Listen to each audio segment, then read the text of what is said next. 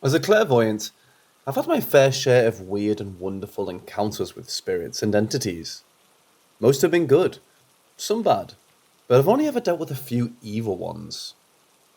This is a fairly long read detailing my encounters with the witch who tormented me for 5 years, in the most horrendous ways. I don't know how she found me or why she hated me, but will tell you the first time I ever saw her. I was dreaming I had entered into a small country pub. The ceilings were low, and it had that musty smell of beer and time. Outside, the windows was a quiet rural lane surrounded by hedgerows, and what looked like farmers' fields beyond that. It was a lovely warm day, but the scene was eerily quiet. There were two sections to the pub, one side which was devoid of anyone, and what looked like a working bar, and the other side was closed off to the public, and looked like it was being used to store old furniture. I found myself wandering around the furniture, admiring a beautiful antique writing bureau, when I suddenly felt disorientated.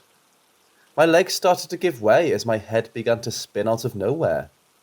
My centre of gravity was thrown out of whack, and I stumbled onto the floor, and a fear I could not explain started to overcome me. I knew something was wrong, and had the feeling of being circled by a predator, one I couldn't see. In a state of panic, I shuffled back on the floor until my back made contact with something solid, an old dusty chest of drawers, and I tried to calm my breathing, not making any sense of why I felt like I was in so much danger. Then I heard a noise above me, a disturbing croaky death rattle-like sound. I was terrified, but I found myself slowly raising my head to see what was there. I couldn't help it. I shouldn't have looked, but that macabre sound drew my attention like a moth to flame. Slowly leering over the top of the drawers directly above me, a face came into view, looking down over me. It was a woman strikingly beautiful, if not cold-looking. Pale blonde curls pinned on top of her head, icy blue eyes, young, no more than 30, but her mouth was what was the most terrifying. It was stretched open into a gaping black hole, with torn, cracked flesh stretching even further, making her face a disfigured, warped, horrifying mess. The rattling coming from within that cavernous abyss. I've never felt a fear like it, the sort of which strips your brain of any normal function and sends your guts plummeting. I could barely scream. I was that scared. It was more like a high-pitched hysterical whimper, which barely left my mouth as her face came closer. Then I woke up sweating, and still trying to scream. As disturbing as the dream was, I thought it was just that, a nightmare, although I've never been able to get her face out of my head all these years later. Roughly 6 weeks later, I had another nightmare in which I was involved in a vicious assault on the street outside my home. In the dream, the police came, and as I was being pinned to the ground and arrested with the assailants, I noticed a figure walking around the periphery of the circle of police and people. As my face was being pushed into the ground, it was hard to see who it was, but they were getting closer and closer to the tangle of bodies on the floor. As the police pulled me up, I saw it was a crooked old woman, bedraggled and dirty hair hanging in her face. It was full of debris and dirt. She was in an old-fashioned white nightdress. My stomach lurched, and although she looked different, I knew it was the same woman I had encountered in my nightmare weeks before. As if she sensed my realization, she rapidly lurched forward between the police, holding me in place, and sank her teeth into my arm and disappeared, leaving my arm an immediate septic mess, crawling with maggots and decaying. The pain was what woke me up. I bolted upright, expecting to see teeth marks on my forearm as it throbbed, and although there were none in the area, it was red, as if I'd been pinched. I suspected then that these were not ordinary dreams, and that she was a separate entity, not some recurring imaginary figure. I didn't know yet that she was a witch, but the more she encroached into my dreams and life, the more I physically saw snippets of hers. She had a knack for showing herself two different ways. One, the young, beautiful woman, although never again with that hideous deformed mouth, and the other, a stereotypical hag. Every few weeks I would encounter her in my dreams, which was where I figured out she was a dreamwalker. As I called this gift, I'm not sure if that's the correct term, a spirit or entity that can manipulate someone's dreams. In another dream, she was standing by my bed. She had around my throat, slowly squeezing until I couldn't breathe, until I woke up violently, gasping for breath. I had that same experience several times. Another time on my day off, I woke up and feeling lazy, decided to lounge in bed a little longer, in and out of sleep, until I became acutely aware of someone very close to me, staring at the back of my head. I knew it was her, and everything inside me screamed, "Do not turn around and look at her." So I stayed still, face pushed into my pillow, and then something peculiar happened.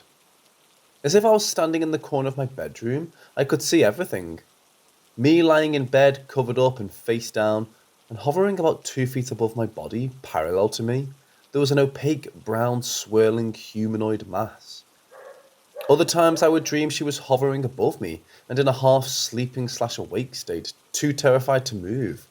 She would reach inside my chest, and I could feel an odd pressure on my heart, squeezing, causing it to beat out of rhythm. All I could do was lay there and pray that I didn't have a heart attack, as the thumping of my heart inside my chest would speed up rapidly, and then slow down, so there were seconds between each beat. I tried putting a protection boundary around my home, but it never seemed to keep her out. In the end, my spirit guide shut me down entirely to protect me from her. I guess being physically open was what kept the link going between us. The complete radio silence I had for 3 years was eerie to say the least, and not something I was used to having as random spirits, popping in and out, and had been my way of life since I was 11 years old. It did the job. I didn't see her again for 3 years. When I became pregnant with my daughter, I unintentionally started to open up again. I only had 2 more experiences with her after this, although I was disheartened to know she was still linked to me. The night she showed herself again, she entered my dream as usual. I was laying in bed, and in this dream I woke and my quilt was hovering a few feet in the air above me. Through the gap in the dark between myself and the floating quilt, I could see someone shuffling around the edge of my bed back and forth. The familiar feeling of fear that came with her held me in place, scared shitless of what she was going to do next. To my absolute horror, the figure climbed underneath the hovering quilt at the foot of the bed and slowly worked its way up over my body until she was on top of me and her face in front of mine. Her hair trailed across my skin and she smelt of damp earth. Then she spoke. "You thought I was gone." She hissed at me, and all I could do was try and scream myself awake. Suddenly, the quilt dropped back onto the bed and I bolted upright, finally awake. My quilt, which I usually cocooned myself inside, was stuffed down on the floor, between my bed frame and the wall, with the window that looked out onto the street. I refused to sleep at my home the next night, telling my friend I couldn't believe she was back after all this time had passed. My last encounter I ever had with her was odd to say the least, as it seemed as if she couldn't get as close to me as usual. Again in my dream, I awoke and she had me by the throat, both of us dangling in the air over my bed. Here, she was her younger self, porcelain skin, fair hair, and all just staring into my soul as I struggled to breathe. I can't explain the look she had on her face. It wasn't anger, disgust. I don't know how, just a cold indifference to me with maybe a hint of defeat. I felt different, and although I woke up struggling to breathe and with a sore neck, I don't think she had actually been inside the room with me. It was the last I ever saw of her, and hopefully ever will. I questioned myself early on whether it was a form of sleep paralysis, but I know that it wasn't. I've never suffered with it before or since, and that explanation just doesn't seem to fit. I suspect she was trying to stop my heart or physically scare me to death, but why? As I said, I saw glimpses of her life. I know she was a healer woman in a small community, but over time she seemed to get treated with more suspicion and hatred, and shunned out of the area until she was living on the very periphery of society. Maybe once respected, then feared. I have no doubt she was immensely gifted in life, but unfortunately, she passed over with them the same gifts, fully understanding how to manipulate energy. Hands down, one of the few spirits which straight up terrified me.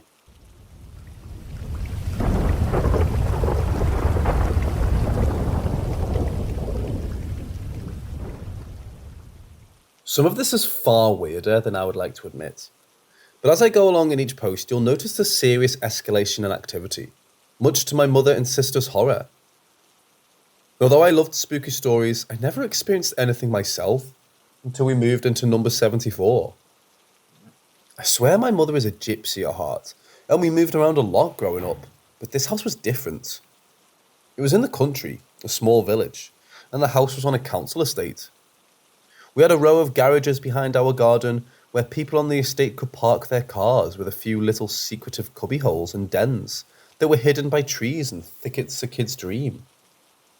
The very end garage, owned by a local creepy bloke, had been vandalised. Someone had spray painted Red Rum Believer onto his garage door. I never knew what Red Rum meant back then. One warm day, about a year after moving in, we were all 11, my sister 6. A small group of us consisting of me, my sister Little Gem, my best friend Gemma, next door neighbour Kiri and her cousin Michael were hanging out in one of our dens shaded by the trees, just mucking around as kids do, beside the vandalised garage. Michael, being a bit of a class clown, stood up doing an impression of one of our larger teachers at school. My attention was drawn to the ground where he was standing. The solid, smoothed dirt appeared to be moving like fluid. It looked like it was rippling like water. It was the strangest thing. I think it was only me that saw this. None of the others confirmed what I was witnessing anyway. What came out of my mouth next was even stranger. We need to dig there, I told them. I couldn't explain what was compelling me to say this. Something's under there. I continued. They all just looked at me and started asking why. I couldn't give them an answer. Besides, we just need to have something buried there. I think boredom and looking for adventure convinced my friends and my sister to go along with me. So we found sticks. I had my sister go and pinch 2 spoons from our house, which was only yards away, and we began digging in silence this little circle of mud. They must have thought I was mad, but I couldn't explain it. I just knew that there was something under there. Kiri stops because she has dislodged something hard a few inches long. We scrape the dirt off with one of the spoons and can see it is a bone. One end is all sharp and jagged like it's been snapped. We look at each other a bit spooked, but decide to keep digging to look for more. It's probably an animal bone, Michael tells us, but this weird feeling had come over our little group. Finding more bones the deeper we go, we collect this little morbid pile and start digging a wider circle. But our finds start to dry up. I think there were about 15 bones, roughly. Some were a fair size, others small and broken. We gathered them up, and I remember putting them in a sandwich bag and taking them to school the following Monday. I plonked them on the teacher's desk and informed her we had found all these bones near my house. I'll always remember her face like a kid for really getting these gross bones off my desk. She told us that they were probably just animal bones and put them under her desk. I'm sure they probably went in the bin after we left that day. That's probably all they were, but I think it's curious that if I hadn't seen the ground moving like that, we would never have found them, and the fact it was next to the creep's garage didn't help. I only learnt a couple of years later, Red Rum was murder backwards. A bit slow to catch on, I know, but does make me wonder if someone knew something about him. We never heard any more about it. Little did I know, it was the start of something far more terrifying and long-lasting.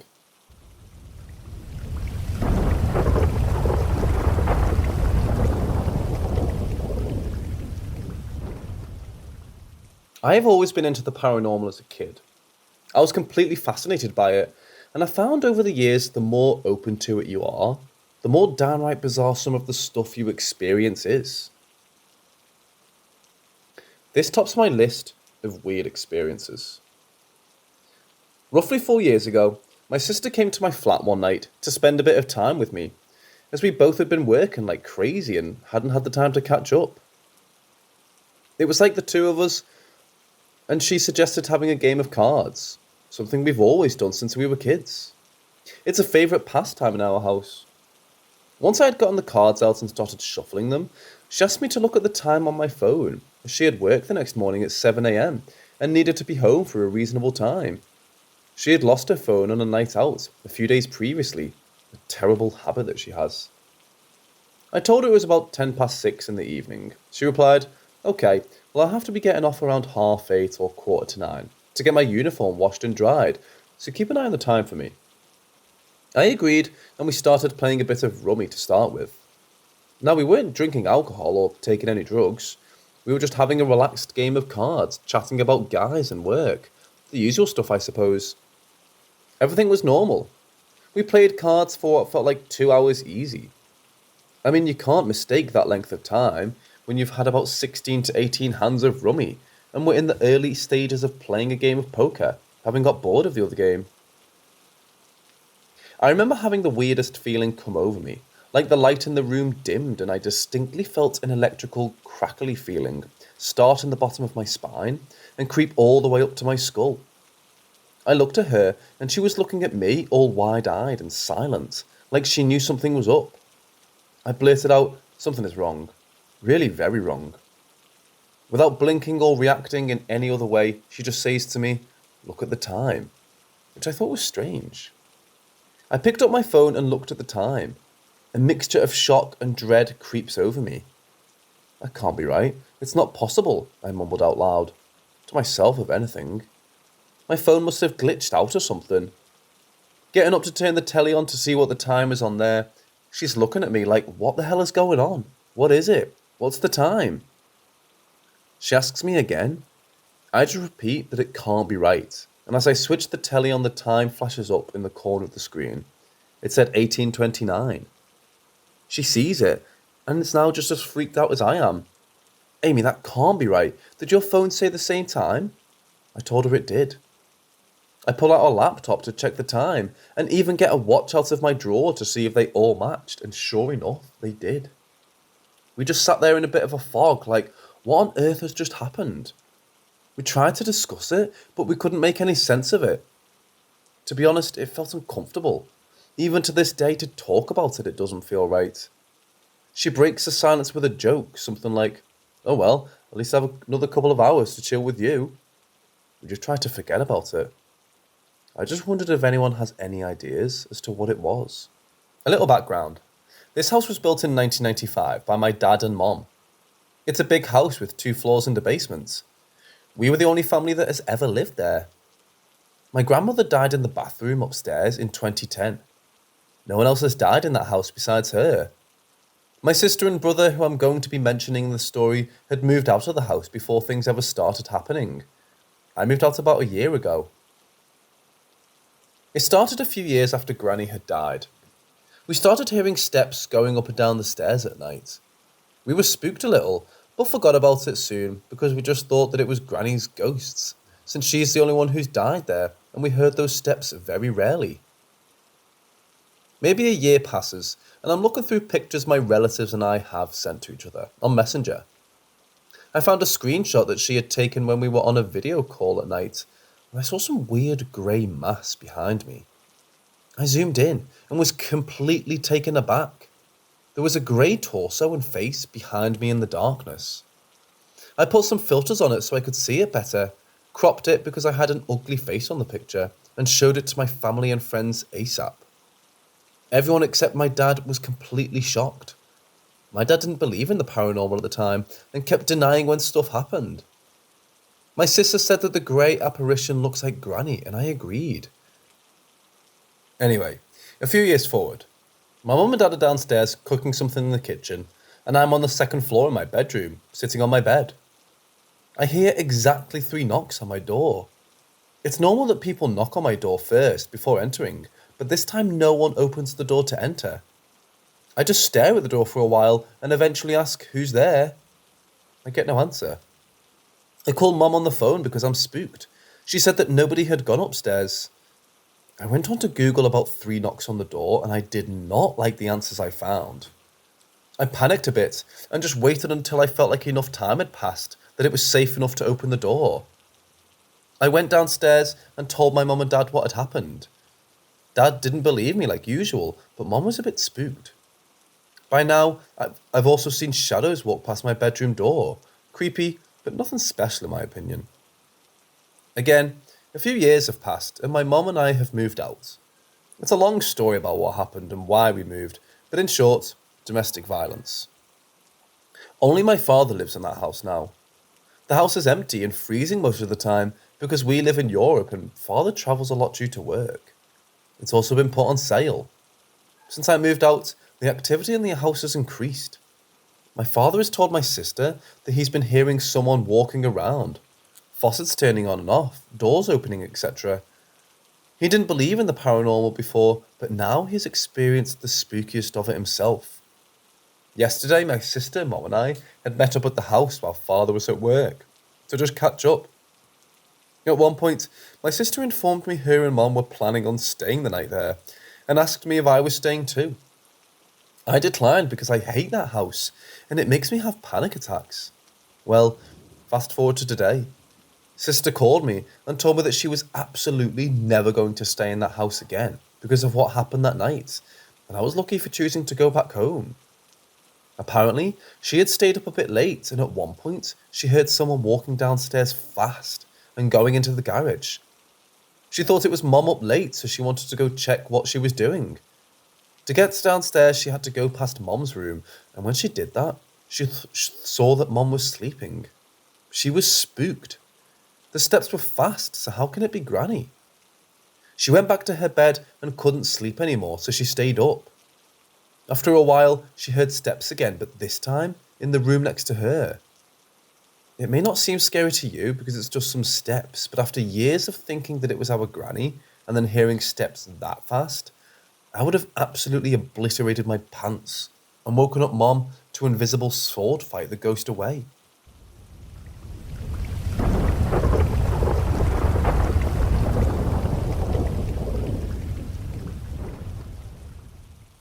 Cutting to the chase. In October, we lost our dog of 13 years. Her name was Bella. And no, I didn't name her after Twilight, though it was in vogue at the time. As a 2-month-old puppy, she witnessed the murder of her then owner. She was one of 6 pups. Ironically, her brother was adopted by my parents' neighbour. They'd ardently play through the chain link fence whenever we visited home. I raised her in my first year alone at college. She and I were practically attached at the hip. She accompanied me throughout the 6 years it took to get my frickin' degree, marrying my best friend, and moving across the country. I'm trying to express the depths of my love for her, and the words just fall short. 5 years ago, I took up the notion that we needed to adopt a sister for her. I think this was a mildly telepathic moment, but she was 8, and I figured it would be good to close out her last years with a companion. Then she started losing her fur and gaining weight. 6 months after we adopted our second dog, Aria, Bella was blind. She had cataracts and undiagnosed diabetes. We were told that the $6,000 surgery might not even work, and we're too poor for it anyway. She was insanely intelligent and, after a bout of depression, coped swimmingly. One day, her breath became laboured, and I knew that our time was almost up. In the 2 days leading up to her death, we were literally attached at the hip. I've got a lot of experience with death and knew she was terrified. I held her in my arms as she took her last breath. After she died, I immediately started looking for a puppy. I wasn't trying to replace Bella, I knew that I never could. I'd raised Bella on my own and Aria was 2 when we adopted her. I thought it would be good to raise a puppy together. It certainly tested my husband's patience. We adopted Lydia 2.5 weeks after Bella died. She's, well, a puppy, and a shepherd mix to boot. The only way to calm her down is to wear her out. Today, while I was at work, my husband took her on a walk, which made her tired. I'd just done yoga and was meditating. This is now a rarity, since Lydia is always crawling on the mat, vying for attention.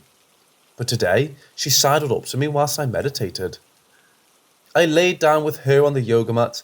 She was the little spoon and I the big one. Bella and I always fell asleep like this together. I was telling Lydia that I loved her and that it was nice to cuddle her like I'd done with Bella, my nickname for her. Then I talked about how much I missed Belly. As I talked to her and cuddled her, I felt the unmistakable feeling of a dog's nose nudging me on the thigh. I felt there, thinking it was Aria, but she was on the couch. It's nice to know that, even though I can't hold her, my baby's still there.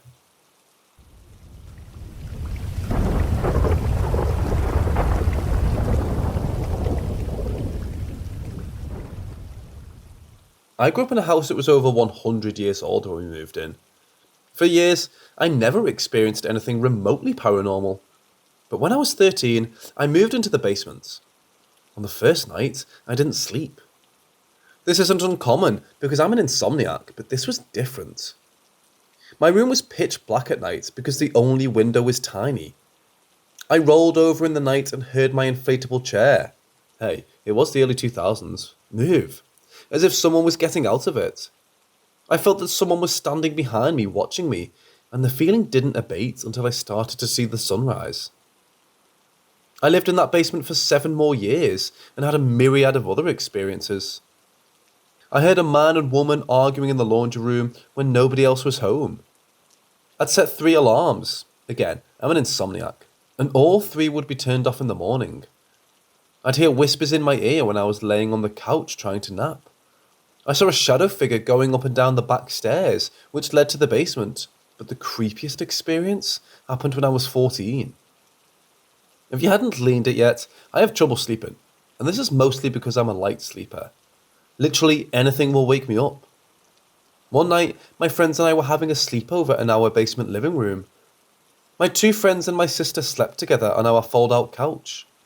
I slept on the recliner, which was in front of my bedroom door. When we woke up in the morning, we found that my friend Kristen, who'd been sleeping in the middle of the other 2, was gone. My parents were still asleep, and we didn't want to wake them, so we searched the house ourselves. All of her stuff was still there. When we didn't find her, I decided to go into my room and call her parents. I moved the recliner, which was still in front of my bedroom door, propped up against it with no wiggle room. There was no other way into my room. I opened the door and there was Kristen, asleep in my bed. She had no memory of getting up in the night and she wasn't a sleepwalker. People have tried to tell me that she must have gone past me, but that's impossible. I would have woken up if she'd even walked past me, let alone if she moved the recliner I was in to open the door. My sister and I still get chills when we talk about it.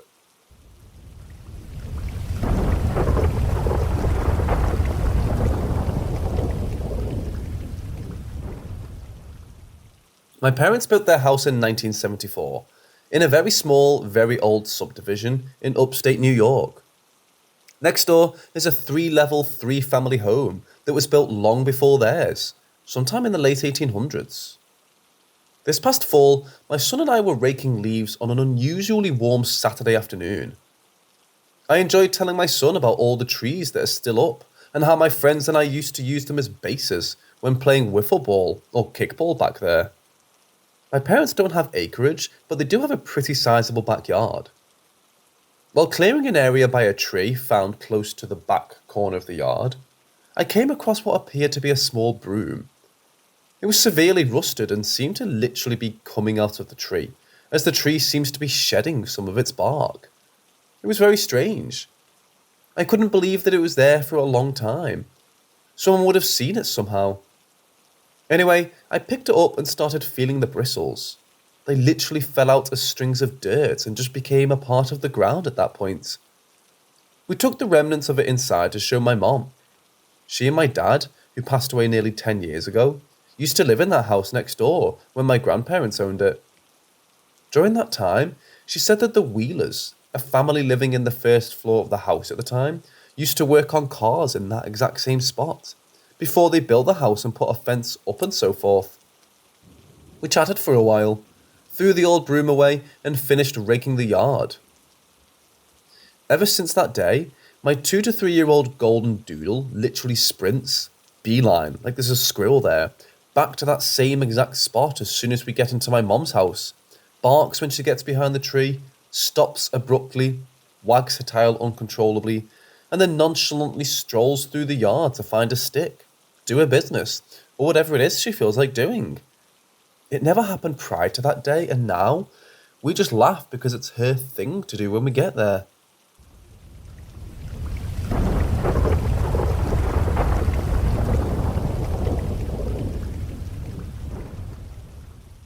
When I was 11 or 12, my family moved to a house in some woods, pretty close to the town. It was a lodge, a wooden house. My 2 brothers, sister and dad. My mom was in another, similar house next to ours, as there wasn't enough space. In the first few days, it seemed good, safe, and even freer than usual. My dad worked in the evenings, so we'd be alone in our room doing homework, chatting, normal stuff. One evening, my dad was going to stay till morning, so me and my brother got his room. We were in bed, trying to sleep. It was about 2 a.m. when I heard footsteps next to the bedroom and thought it was my sister, so I yelled, "Go to sleep, Sarah!" No response. The footsteps got closer to the door and it slowly opened. There was no one there. Then I heard footsteps next to the bed. I wasn't scared. I felt safe. I felt like whatever that was just checking up on me to see if I was okay. Footsteps stopped and the door closed. I fell asleep with a smile. I felt safer than ever. My dad came in the morning and I was already awake watching TV on the couch. My dad asked me, "Did Mom check up on you during the night?" as I told her. And I found it to be a strange opportunity. I answered, "No, someone else did." My dad was confused, so he asked me who it was, and I said I didn't know. We had a short laugh. The next night, everything over again. Dad stayed at work until morning. This time, I purposely stayed up to repeat like last night. I heard a loud bang on the other side of the wall to my left. I screamed, and that woke my brother up. "Josh, what the hell just banged so fucking loud?" "I don't know. Let's check." I was excited. "Josh, are you sane? It's 2 in the morning." "I know, but I really want to know what it was." "Okay, let's go. I'm going to go first in case someone breaks in." He grabbed a random broom from next to the door and we went there. There was nothing there and everything was in place. I heard footsteps coming towards Dad's room's door. "Wait!" I yelled, knowing my brother heard it too. "Josh, who are you talking to?" "I don't know, but I hear footsteps coming to our room, like last night." Whatever it was next to me, checking up on me. "Are you sane, really?" No, I believe you. But there's certainly a ghost in here or something." We rushed to the room and went to bed. I suddenly felt unsafe, really endangered. I felt like a sniper scope watched me. It felt so wrong. I felt safe the last time, right? The feeling of fright went through my body and suddenly a smell of blood, like something had just died. I fell asleep as if someone had just strangled me. I woke up in the morning and went to make a sandwich as I was starving. I saw something run to the kitchen before me and hear a thump as if someone fell. "Sarah? Mike? Ian? Dad? Who's there? You okay?" Then I stopped. No one was there. I heard the breathing of about 5 people around me. I turned to say the names of my family. My dad walks in. "You called, bud? You need something?" "No, Dad. Is Mom here?" "No, she's over at her house." "Okay, Then I told him what was happening. He said he believed me, so we sold the houses and moved. Since then, I felt safe. I prayed every morning for 3 years. I was terrified. Now I'm 21 years old, and I still talk with Sarah and Ian, not Mike, he died in a house fire, about that whenever we meet.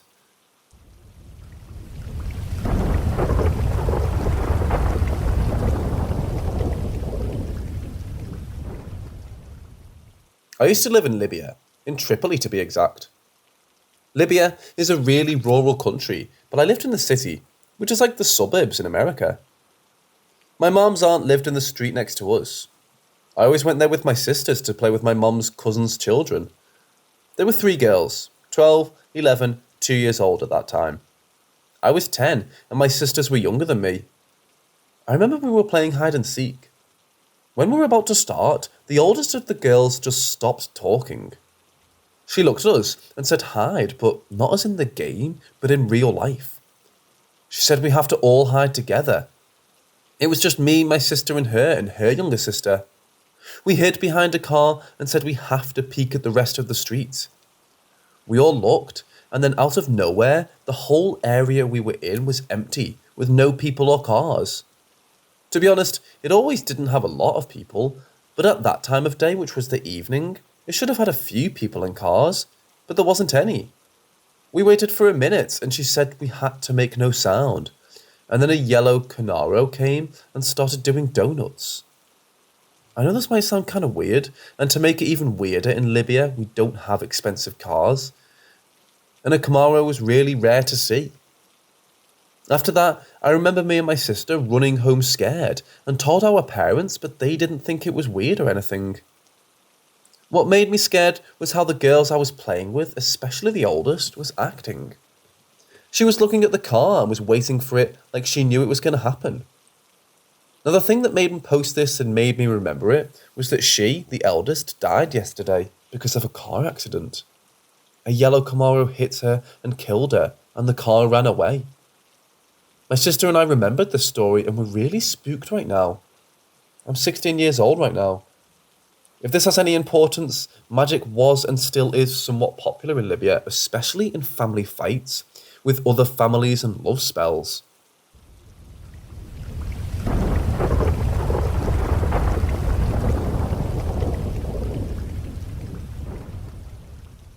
So, to start the story off, my mother was Catholic, and my dad, who knows at the time of this story, he never really talked about it.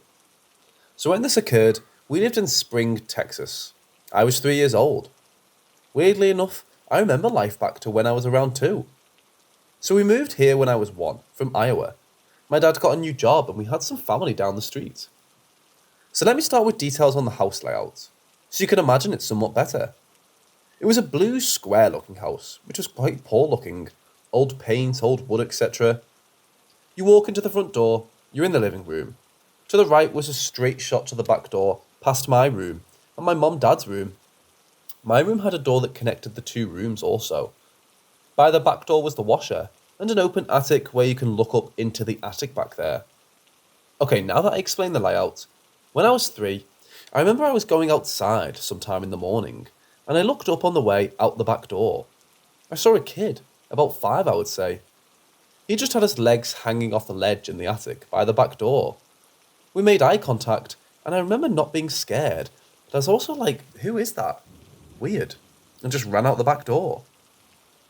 Moving on to the next, my room freaked me out. When my mom read books to me, I would fall asleep, and she would just head to her room through the connecting door. The night I had the worst feeling, my blanket was pulled down. I remember waking up in the pitch black looking down, and then right when I looked down, it ripped my whole blanket off of me. I still to this day can feel the fear I felt as a child. I screamed so loud with my heart racing, jumped straight out of bed and went to the connecting door to my mom's room, freaking the hell out. When I brought this up to her and she said she didn't know I had that happen, saying I was just crying and panicking until I passed out asleep. So, when starting this conversation, she told me she didn't believe in spirits until that house. She told me about nights if my dad was working. He did overnight work. She would hear someone walking through the wooden kitchen clear as day, telling me that she understood that it's old and houses creak, right? But the part that makes us weirder, the back door would get opened.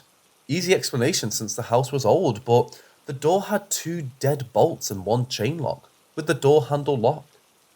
And while alone, my mum was worried about people breaking in. She would lock all of them. And every night, all unlocked and open. And she wouldn't leave the room until it was quiet. She ended up telling my dad, but he didn't believe her until a night he was off work and it happened. He said to my mum, "Do you hear that? Someone's in the house walking through the kitchen." And she just said, "That's what I told you has been happening."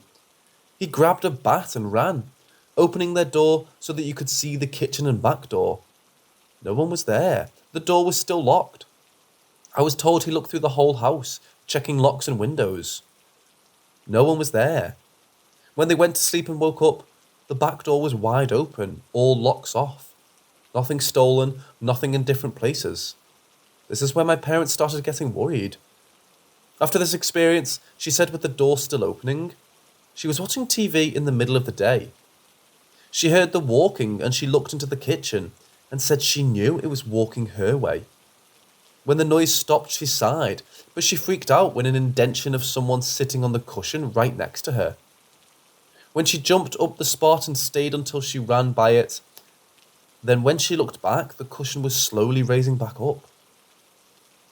She said she called a priest to bless the house that day, and said I stopped screaming, but still said I did not want to sleep in that room, and that the door and walking stopped after that.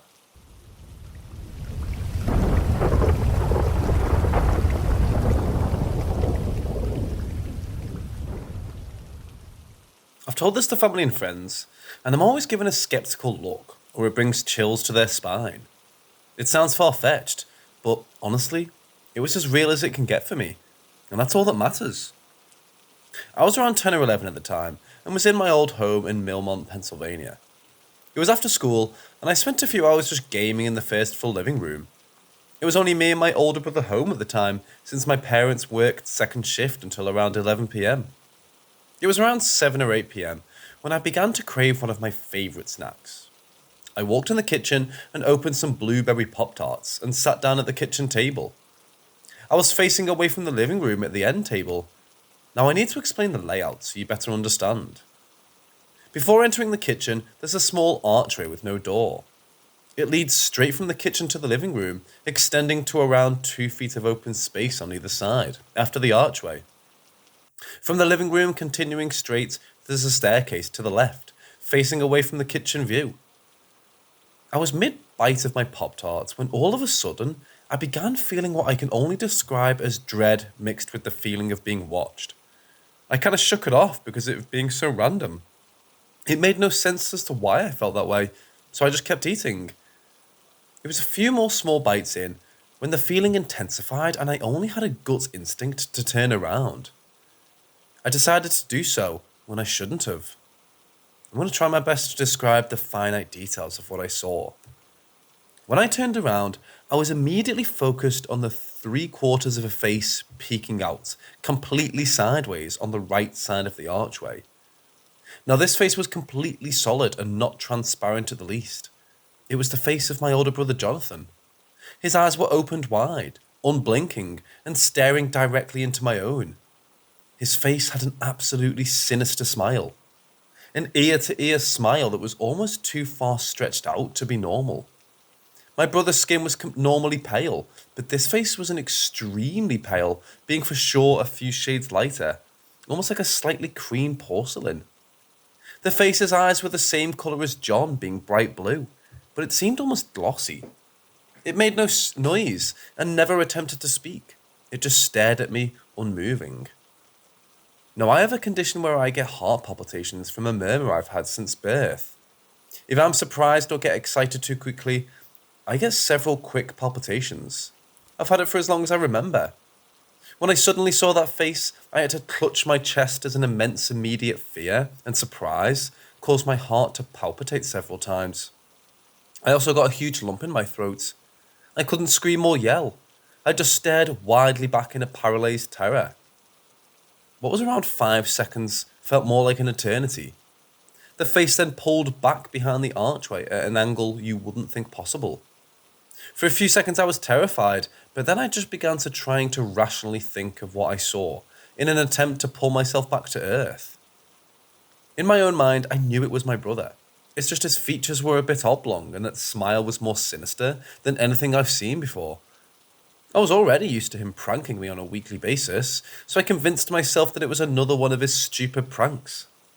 I thought to myself that I can also sneak to the archway myself and scare him back, since he didn't walk back to the living room. I knew he was just hiding on the right side of the archway, so I slowly and silently got up from the chair and sneaked my way to the right side of the archway from the kitchen. I reached the edge of it, waited a few seconds, and then jumped out and yelled, "Boo!" However, to my confusion, there was nothing there. There was no way that my brother could have moved away from that position without me seeing, as that part of the wall only came out about 2 feet. I still had visible access to the rest of the living room from the kitchen. I was in shock and confusion when all of a sudden I heard a quick walk coming from the staircase on the left side of the living room. I slowly turned towards the staircase and looked up at the sight of my older brother, looking back at me with a confused expression. "Dude, who the hell are you yelling at?" my brother said as he peeked over the stairwell at me. He was 13 at the time. I was just in utter shock. I tried to make out words, but I just couldn't. My lip was only quivering. I instead turned back around, went back into the kitchen, and sat down at the kitchen table again, just staring into my Pop-Tarts for about a minute or two. My brother came down the stairs and into the kitchen and saw the blank look on my face and pressed on his question. I told him everything I saw and he somehow believed me. Maybe due to the fear and panic I had when he first saw my face. I was researching online what I could have possibly seen, and I've only been pointed to what is known as a doppelganger. But I saw that they were an exact copy of a living person. That thing was very close to being exact, but wasn't 100%. I'd say 90% at best, with that stretched smile and the skin tone. Also, my research showed me that they're not sinister or evil, but can be a sign of bad luck. But I swear, the only feeling I got off of it was dread and a sense of sinister evil. I never saw it again after that day. So what exactly was it then? I have no idea. I have other experiences from my 27 years of life, but that was the scariest out of them all, and I just wanted to see if anyone has any idea what I witnessed.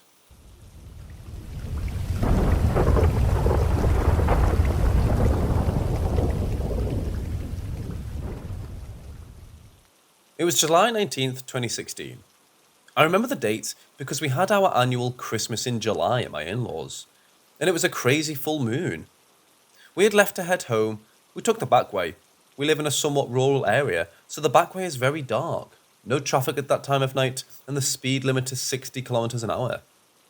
As we're driving along, and about 5 minutes from home, out of the corner of my eye towards the forest on the passenger side, I catch a glimpse of something moving fast. The moment my foot hits the brake, my wife's hand grabs my leg. Getting goosebumps as I type this. It was such a crazy experience. We come to a screeching halt in the road, and whatever it was stopped dead in front of us. It cocked its head to look at us. We both at the same time said, "Do you see that?" It was huge. Best guess, 7 foot tall. It had yellow eyes that glowed from the headlights. And it was muscular and skinny at the same time. The most memorable feature though were its legs. It 100% looked like a dog walking upright, with the cocked angle in its leg. No sooner did it stop and glare at us, did it continue to bolt across the road and vanish into the forest on my driver's side. The only way we've ever been able to describe it was werewolf-like. And like I said, my wife and I both agreed. If we had not both witnessed it, I'd have called myself crazy and never mentioned it. But we both saw it. No question about it. Ghost? Werewolf? No idea, but whatever it was huge, mean-looking, and fast.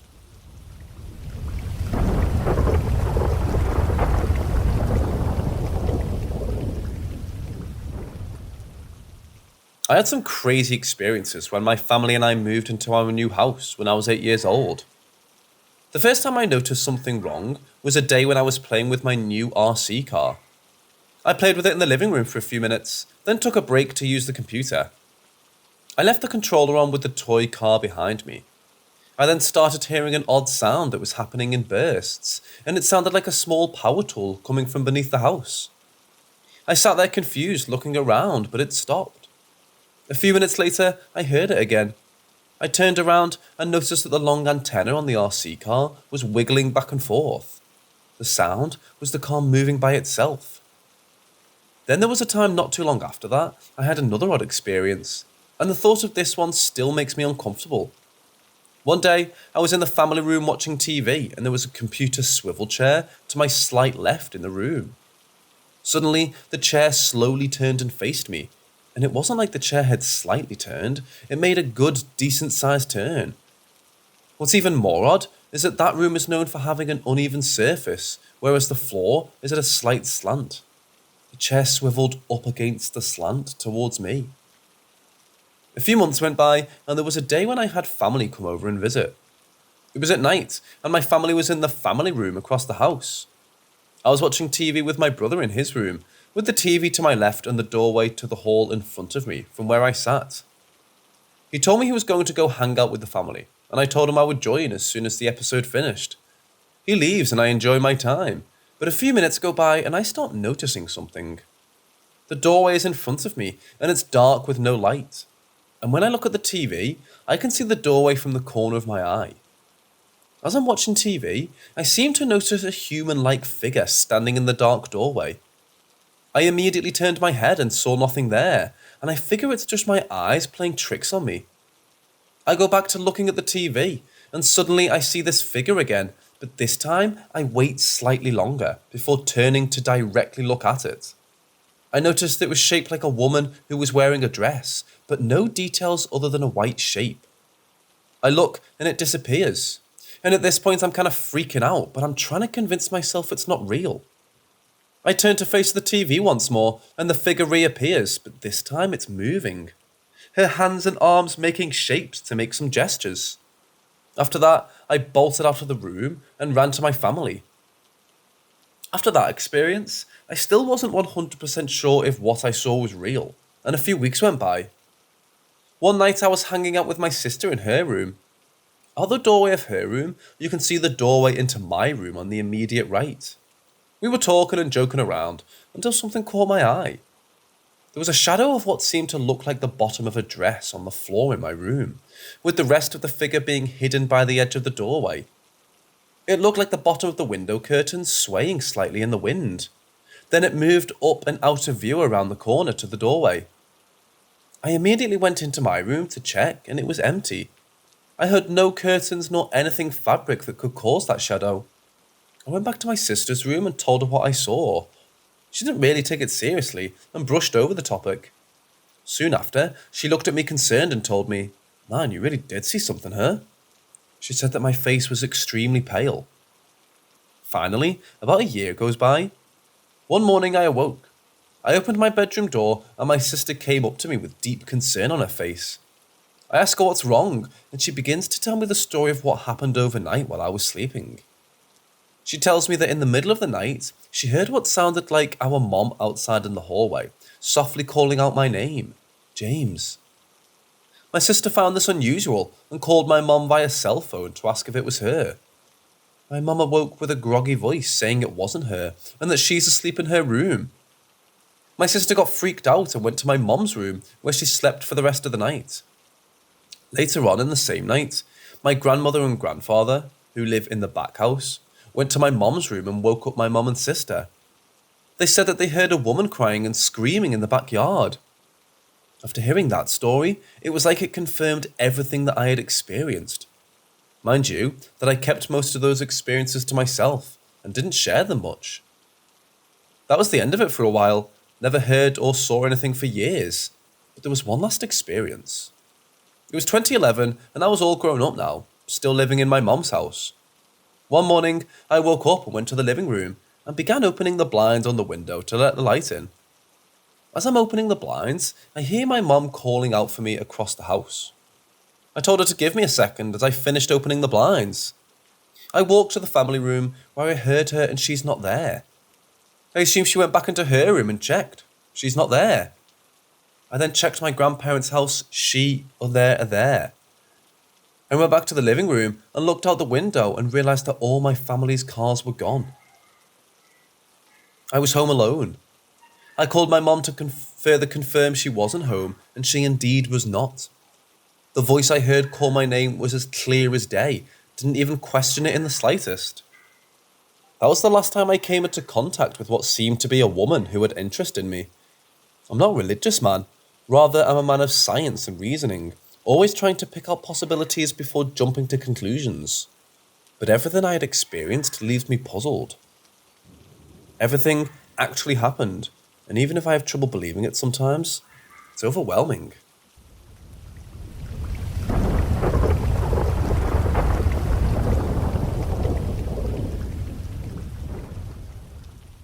Back when I was a kid, I had an imaginary friend named Charlie. From what I remember, Charlie was around from the time I was about 4 years old up until I was 9, when my family moved to a different house. So I spent 5 years talking and playing with Charlie. My parents encouraged it because I didn't have any real friends or siblings, and it wasn't uncommon for a lonely kid to create an imaginary friend to play with. I was a loner, and still very much am today. Charlie told me he used to live in my house before my family moved in. I believed him because we often played hide and seek and he knew all of the best hiding spots. He knew things about the house that even I didn't know at the time. A couple of times I asked him where his parents were and why they didn't live in the house with him, and he never gave me an answer. After a year or so, he started asking me to do strange things like stealing change from my mom's purse or hiding my dad's car keys so he would be late to work. Random, mischievous stuff like that. When I refused, his requests became much more sinister, telling me to push my mom down the stairs, start a fire in my parents' bedroom, etc. Of course, I again refused. Charlie became more cold, and instead of wanting to play, he only suggested doing things to hurt me or my parents. I was scared of him. I never told my parents what he said, only that I didn't want to play with him anymore. When we moved out of that house, I didn't bring Charlie with me. I forgot about him for many years, until a few days ago when my mother asked me if I remembered having an imaginary friend growing up. That's when all of this started to come back to me. I did some research into the history of my old house and found that there was indeed a young boy named Charlie whose family lived in the house about 15 years before mine and apparently died at a young age, but I couldn't find any info as to how or where he died. Is it a coincidence that my creepy imaginary friend and the kid who died in my house shared the same name? Why was he telling me to hurt my parents? Did I imagine him, or was he a ghost? I'll never know for sure, but feel free to share your opinions.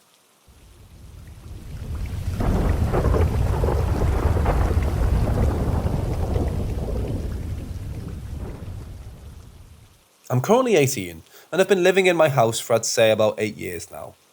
My family, which included at the time my 2 sisters and my mother, moved in with my nana because of a few reasons I wouldn't want to bore you with. But for the first 10 years of my life, we lived in a house where so many unexplained things happened. Even since we moved, a few horrible things have happened there, which I won't go into detail about, possibly later. Firstly, this was before I was born and when I was a newborn. My elder sister, who was 3 when I was born, had a friend who she played with in the house. She described her as skinny, blonde hair, and she distinctively remembers her having a mole on her left cheek. My sister is also blonde, so when my mother saw a young blonde girl dash past her doorway, she would assume it was my sister. Only until she realised that my sister was in the same room as her. My sister would blabber on about her friend to my mother quite frequently, saying how much she liked to play with her. Another time, my mother was asleep on the couch. She said it was around 9 or 10 at night, when she awoke suddenly, a man she'd never seen before screaming her name in her face. She still says it was the most terrified she's ever been, and had called the police as well as my dad, who was at work at the time, to come home. The house was searched, but no signs of anyone. There were even times where my mother would lose her keys or phone or whatever, check somewhere, for example, the kitchen side, and they wouldn't be there. She'd go look somewhere else and then come back into the kitchen to find whatever she was looking for sat in a place she'd already searched. In my own experience at that house, I'd hear tapping on the walls, footsteps, but I am a person who thinks rationally and logically, so I pass these off. Yeah, I can't explain my personal experiences, but I'm not as clueless as to immediately say that it was something paranormal. A few years back, however, my mother got a message on Facebook from the people who moved in after we left, asking if anything weird happened there when we lived at the house, so some weird stuff must have happened to them too. It's pretty depressing because everyone in my family has some memory of something strange happening at the old house apart from me. Well, if you don't count the tapping and footsteps, etc. But being in the house did feel unsettling, and even though the idea of cold spots in a haunted place is a bit of a cliche, there would be times where you just suddenly feel cold.